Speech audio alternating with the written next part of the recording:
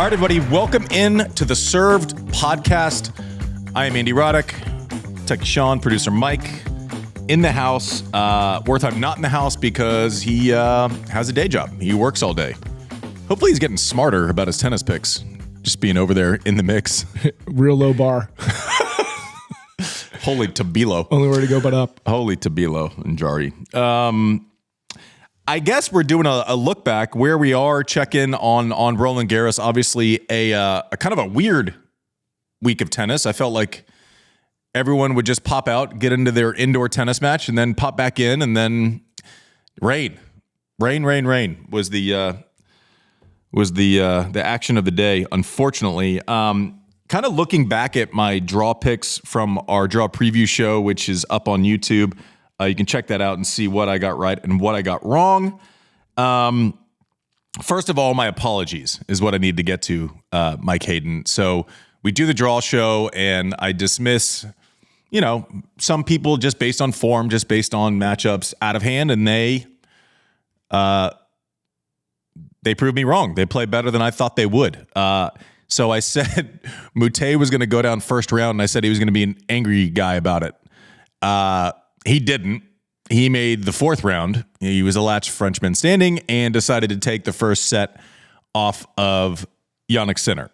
So I still think there's every chance in every match he plays that he is going to get angry and complain about something. But also, guy played his ass off last week. So I was wrong. Mute was right. He had a great run.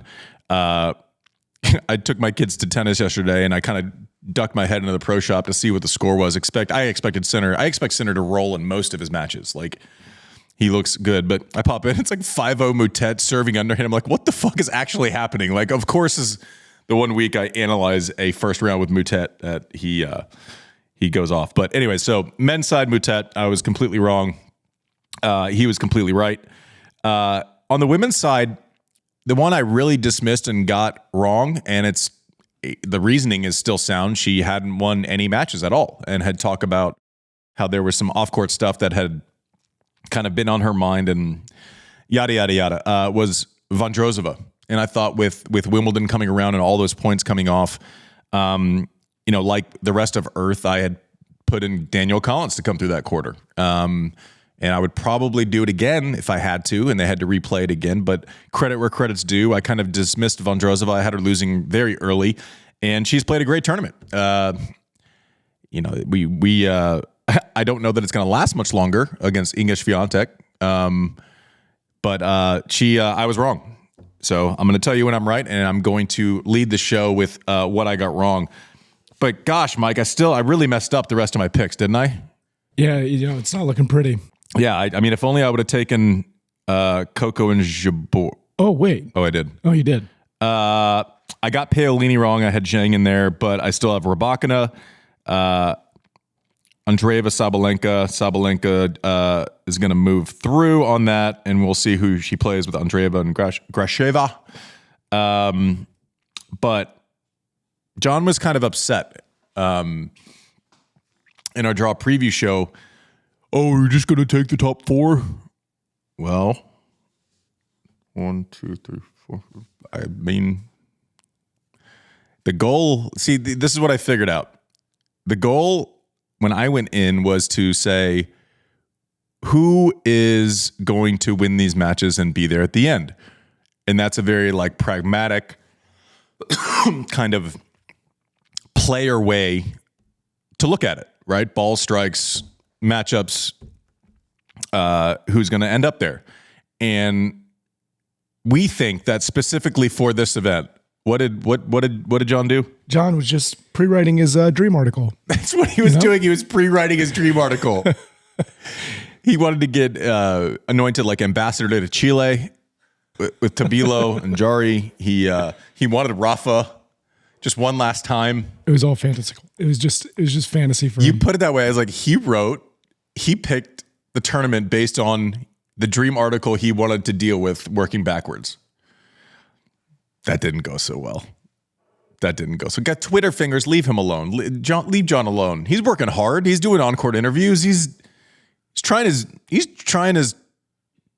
heart out. I gotta be honest. His bracket, I was like, ooh, if this is true, It's going to be exciting. But then Reality? gravity. Gravity. It's working against John. There's really, I mean, past the Swiatek Coco, Swiatek Osaka match, which we have a kind of a full rundown of my reactions after it had happened last week. Coco's looked great. Has kind of kept the second serve in check. She hasn't had any of those like long drawn out 3-set fight kind of play badly to play well type situations. She's looked good. I liked her in Rome. I liked the way she was hitting the ball. It's just like most of these things, it's like, okay, you're playing great, but then will you get to Iga, right? And then I think she beats Jabeur just because there aren't a lot of people who beat Coco who can't take the racket out of her hand on the forehand side. Jabeur is not going to like line up that second serve like a Sabalenka or a Rybakina or an Iga and just smother Coco. And if you can't smother Coco, it becomes a very long day at the office. She can cover so much ground if you're not going through her on that second serve return on that forehand side. But love seeing Jabeur back in the mix. I think she's as intense and is showing as much mental clarity as I've seen this year. And it's just more fun when she's involved. You know, second serve, drop shot returns. I think I like watching her so much because she can do everything I couldn't. Like she has feel. She plays this weird brand of tennis. It's just so much fun to watch. I'm glad to see her back on the big stage. Paolini made it through that section. I had Zhang on there, so I was wrong there. But I was right about Rybakina, right about Sabalenka. I still think that's going to be our semi on that side. I think it's going to be Coco and Iga. Still all 4 picks still alive to make it to the semis. Out on a limb because I knew no one else would. I had Rybakina beating Sabalenka, so we'll see if that holds strong. But pretty good, as our friend Larry David would say, pretty good, pretty good. Did I ever tell you my story? My Larry David story? No. Oh, it's great. Are you curb guys? You're a curb guy. Yeah. Sean, are you a curb guy or are you too young? No, big curb guy. Okay. This is the greatest. It has nothing to do with tennis. So just before we get to the men, I feel like we need to interject this story. A lot of the golf episodes in Curbed take place at the place he belongs. He kind of takes the content from his day-to-day life. So I was at that club in Los Angeles about to tee off one time, and someone introduced us before we got on the first tee. And I was like, this is the coolest thing ever. I'm a massive Curbed Your Enthusiast. Like, I think Curbed is my favorite show. So I tee off, don't think about it. And at this course, the first and the second hole share like this, like 20 yards of rough. So if you slice one on one, you're in this little like death zone of rough. And if you slice one on two, you're in this little death zone of rough, kind of coming back towards each other. So I slice one on two, and sure enough, like you see Larry David pulling up in his cart, and he's looking for his ball in the same general like 50-yard area. So I'm getting my ball, and he goes, "Is that your ball?" And I said, "Yes, Larry, this is my ball." He goes, "Don't hit that ball." And I'm like, "Oh, I'm in a Curbed episode right now. This is amazing." And I had a friend who was like, I knew he was like a fan because he was freaking out that Larry David was on the first tee. So at that point, I'm like playing a character. I'm like, I'm never going to see Larry David again, but this story is going to live forever. So I walk up to the ball, I line up, and I go, "I'm hitting this ball, Larry." And he goes, "Don't hit that ball. Don't you hit that ball, Andy Roddick." I said, "I'm hitting this ball, Larry." So I take my club back. I get like set, and I hear, "No!" Swing through it, and he's literally on his knees going, "No!" And then in true Curbed fashion, he walks 6 feet away and finds his ball. Greatest moment of my life. Beat that. Unbelievable. It's the best. I mean, life imitates art. The best. Oh, God, I could watch it for days. Weird tangent, but here we are. Serve Podcast. Thanks. Racket Rundown brought to you by Wilson and Larry David Stories. The biggest thing on the men's side, past obviously the Rafa Zverev of things that kind of took the energy from a lot of other places in the first week. Sinner, Alcaraz, they look healthy. They look good. And I'll be fucked if they didn't reestablish themselves right away back in this tournament. A lot of question marks coming in, not so many question marks now.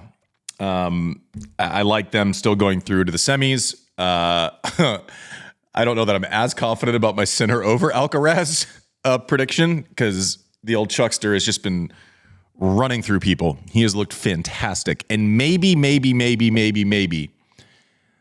there's a lesson here where he adopts that kind of play a more skeleton schedule, right? Like he's been kind of the king of, in February after Australia, I'm going down to South America and playing 2 or 3 weeks in a row. And I understand appearance fees and I understand, all the things that call for that. But is he turning into the guy that feels like he doesn't need matches all the time? Like a Novak, right? Not like I needed matches to feel like I could play tennis, even though I've been playing my whole life. Like I dealt from that place of insecurity.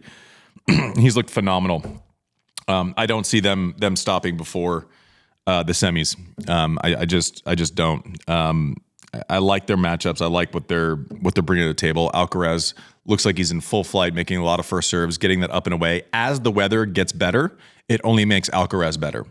He's been doing this in slow, cold, gross conditions with a forearm injury. That is health. The heat, if we get a little bit less rain, that only makes Alcaraz better. You look at the places that he's had the most success. Indian Wells, thin air ball jumps out of the zone, similar to the Rafa of things. His forehand all of a sudden is just taking off, and he doesn't lose his feel. He doesn't lose the ability to control the ball. Madrid won it twice, same thing. Ball dry, jumps away.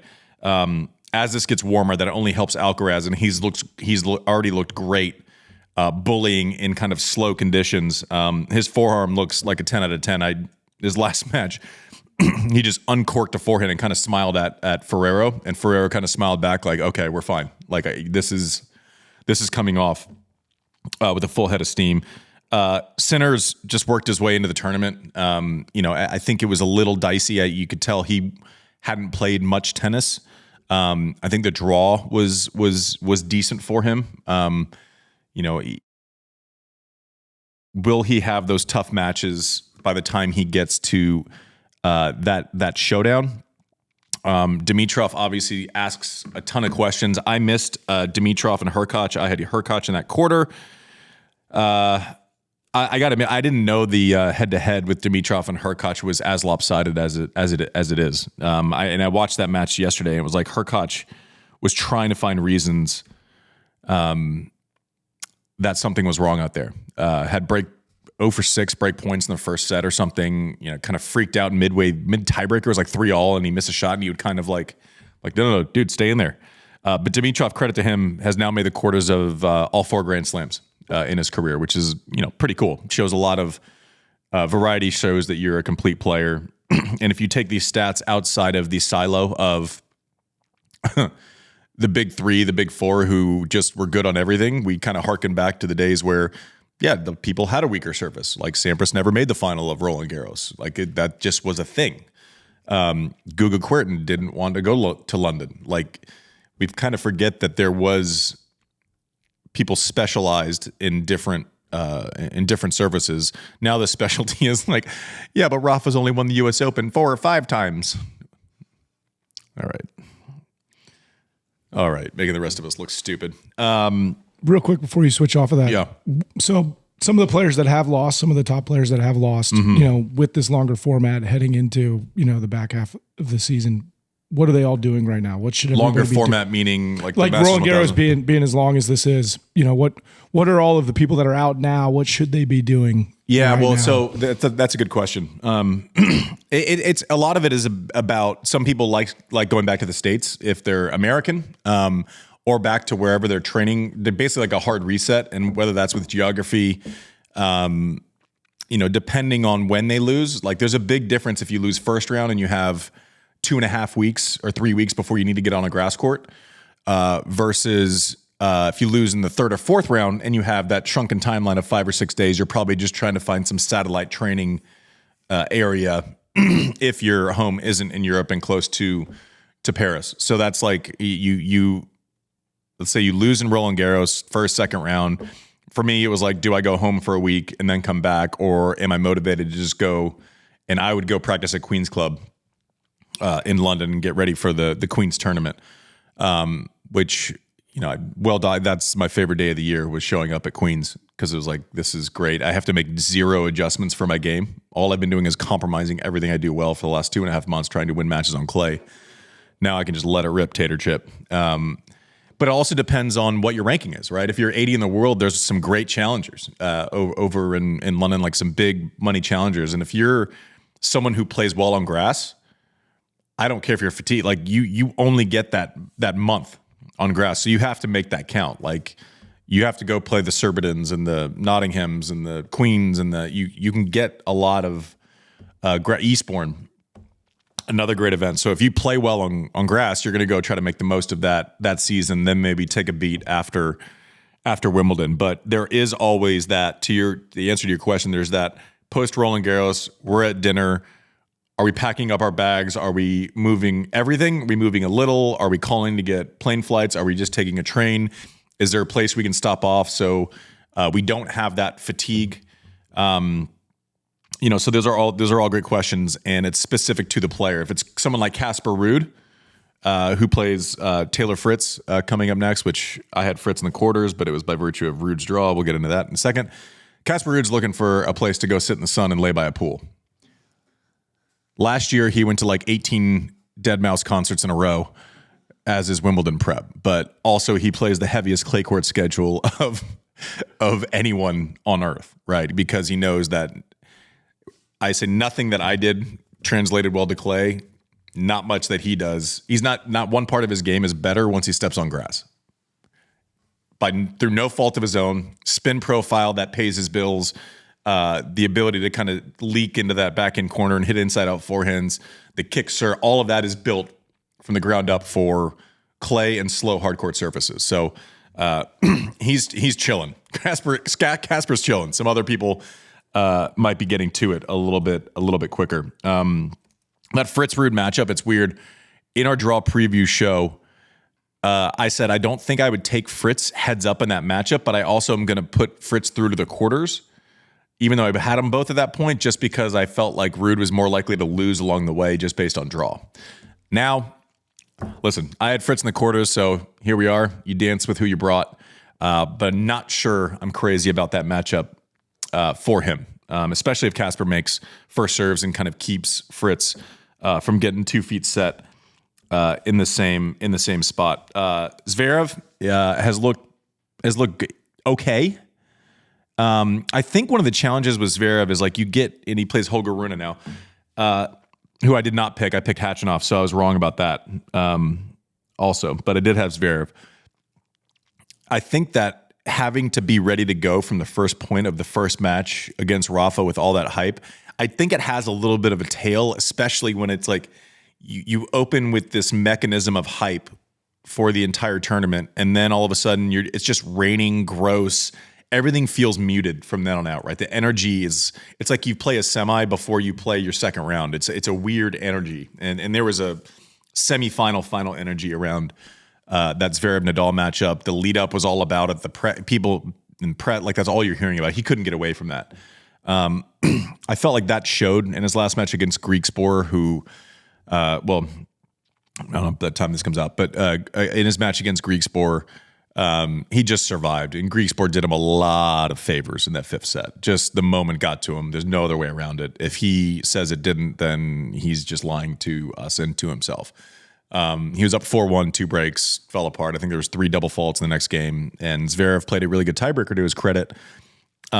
Survive, advance. You're going to have a pretty average match at some point along the way. We saw Novak fight through till 3 a.m. against Musetti.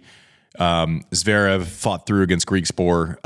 Parts of those matches were spotty for them, but when it mattered, they stepped up, got through. They don't care how they won. Now it's just a matter of recover as fast as possible. Zverev looked like he could have played another 2 sets. Novak maybe less so. And listen, time is undefeated, but he's fighting it. But I don't care who you are. If you finish at 3 a.m, I think that's about the latest I've ever finished. It was in Australia, 21-19 in the fifth, and the next day's a wash. It is a waste of a day. You wait, you hope you can sleep, but like if you go to bed, I mean, if you finish at 3, you're going to bed at 7:30 in the morning, 8 in the morning. After treatment, you play a 5-setter, you have to take care of your body. You have to get full massage, ice bath, any other injuries that he's hiding that we don't know about, or maybe not injuries, but like pain points, right? Things that are bothering you. If you go to bed at 8 and you've been going to bed at 11, you're going to sleep like 3 or 4 hours. You can't sleep till 4 in the afternoon, and you can't get on the cadence because you might play at 3 p.m. the next day it's scheduled. So it just is the worst. And I'm not like it. There's so much time. This is a little bit different because of the rain and everything, but like scheduling the night match at 9, you get back up and it's just, we just run into this same issue over and over, and we complain about it, and then we just wait till the next time, and then we watch it, and then we complain about it. Like, I have a crazy idea. You ready? Crazy. Bring it. Loony fucking tunes here. Crazy. We talk about we don't want to play. Would you rather play a match, Mike, at 1 a.m.? Would you rather do anything besides drink and do a gummy at 1 a.m. as opposed to 10 a.m.? I mean, no. Why can't we, like at the U.S. Opens, like we always run into this bunch schedule at the end of the day. As a player, would I rather start on, at least on outside courts at 10 a.m.? Like, let's just cheat everything an hour forward as opposed to like playing at 1 in the morning. Create a little space before, and if you move everything forward an hour, you create a little space, a little buffer in that night session, right? You can start that one a half hour earlier. Instead of 7:30, you can start at 7. People can still get there from Wall Street when you're at the U.S. Open. Well, it's like, so other sports, right? Like MMA, which I've covered a lot of, those fighters know exactly what time they will be walking, right? So they train for an entire 3 months for that exact time, right? They'll train in the middle of the day. If they're fighting over in Europe, they'll train. But at the end of the day, even if the fight before them finishes early, they're still walking at that same time. And I don't understand, the whole, I get weather delays and pushing stuff, but I don't understand the log jams that happen or the delays where they're like, hey, you're on in 5 minutes. Yeah, I mean, it's not quite, I don't know that's quite that extreme. They'll give you a not before time throughout the day. So they'll give you you'll be sitting in the locker room and, but you'll be sitting there. It's like you'll be sitting at the All England Club, who probably have the best radar I've ever seen in my life. Like they're never wrong about weather. It's phenomenal. But you'll be there. It's like 2 or 3 p.m. Okay, not before 3:30. And you're looking at the weather. It's like, it's supposed to rain for the next 8 days. So you still kind of have to have that, like, I am kind of ready. And it just stinks. But like, you just have to create more space in the day. I would rather start, we have a log jam of 1 million doubles and mixed doubles matches right now. Like, why are we not starting those at 10 a.m. or 9:30 a.m.? Why, like, how often are there open courts going on while it's like... the second week, the longer the tournament goes, the more open courts there are. Why not just put prioritize? Like, court? I don't know. Like, and it's different on stadium because like you have the format where, men's 3 out of 5, fucking, it's the best. It's the best. It also ruins schedules. Like if you get a long 5-setter, you're host. Like you're kind of playing off of that. But I kind of generally just think like 10 a.m. is not an offensive time to start something. Like it's just, you get up at 6, but I would rather do that than have to recover from 3 a.m. the way that Novak, and it's not like you start at 10 a.m. then no one ever plays late again, but just those little minor adjustments. Can we start making some things better? Can we take out the element of luck a little bit? Everyone's like, oh, well, we need to do this and we need to do that. I'm like, start earlier. Just start earlier a little bit. Just start it a little bit earlier. 11 a.m., 10 a.m. It's not much, I don't know, but there's a huge tail on a 3 a.m. finish, and Novak has Cerundolo, which is traditionally a good matchup for him because people that don't serve massive, he can keep space. Cerundolo's got a massive forehand. I also missed that call. I had Tommy Paul there, but I did acknowledge that he had a sneaky bad record against Cerundolo Like he's lost to him a bunch, and I don't know why that matchup is tricky for him. But Mike, what are you seeing in your transition to tennis fandom? What stood out to you at Roland Garros or Techie Sean? I mean, pretty much everything that you've hit on. I mean, the weather delays have been an eye-opening thing. Yeah. Like seeing the way that shifts the schedule, seeing it shift schedule late, and then the next day, they have a lull in the matches, so you're trying to turn something on. Yeah. You're like, and all of a sudden, I'm like, wait, didn't this happen yesterday? Yeah, brutal run. And it's 8 days in a row of rain is not fun. Imagine if they didn't have roofs. By the way, can we give credit for all of the slams putting roofs on? Yeah, we would be in the second round. That's crazy. We would be in the second round. We would have nothing to talk about. I always say, like at the U.S. Open before the roof, they would basically, if it rained all day, they would just like, oh, we get to watch Connors Krickstein from 91 again. They would just go full rerun. But credit, because we complain when there's not a roof, and we tend to like forget about that and not give credit for the investment it takes to retrofit roofs onto stadiums that weren't built for roofs. Like that's impossibly expensive, and we would have had no tournament. Had that happen. The weather's not fun for anyone. It's not fun for a broadcaster because you have no idea what's going on.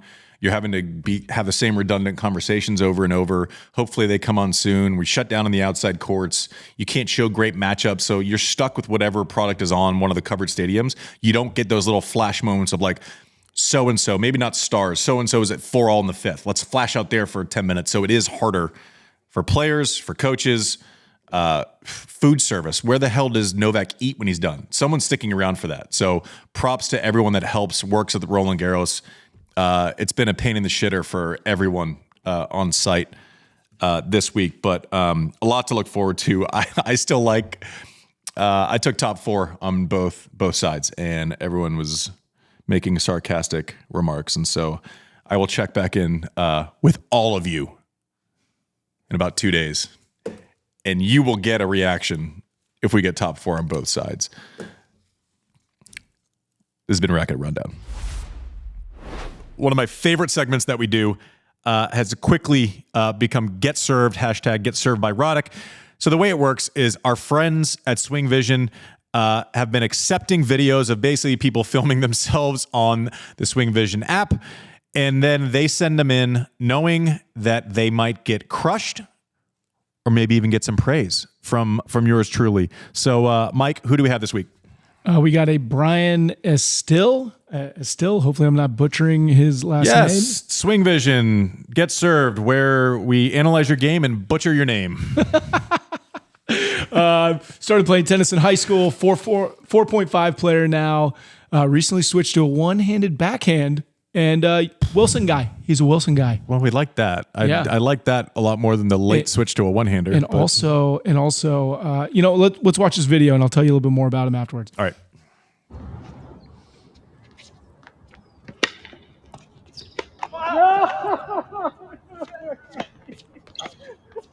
What just happened?